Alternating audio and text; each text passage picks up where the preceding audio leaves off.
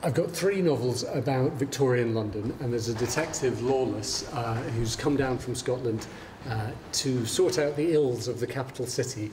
So in the book that I'm talking about this week in the Book Fest, he has to investigate the underside of the city, the brothels, the pornography and erotica of Soho.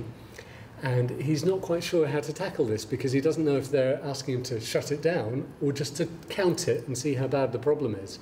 So he learns that the situation is more widespread but much more complex than we might think, and I think the same is true today.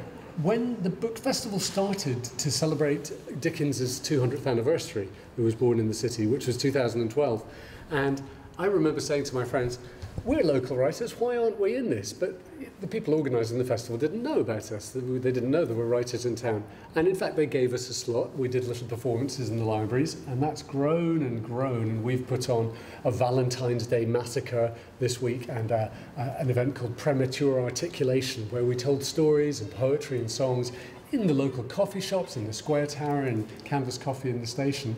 And because we're offering to do these events, the Book Festival organisers, which is the Portsmouth Libraries and Hayling Island Bookshop, have invited us to suggest ideas. I can tell you two really opposite reactions. So someone who really enjoyed my first book, which is about underground trains and sewers, read the second one and said, I don't want to know about brothels. And 1 star, which is absolutely fine. But someone else, I teach in a school, and one of the parents of a child that I teach read the book, and I was terribly worried, thinking, oh, they're going to think I'm really interested in erotica and pornography and prostitution, which I was in the book.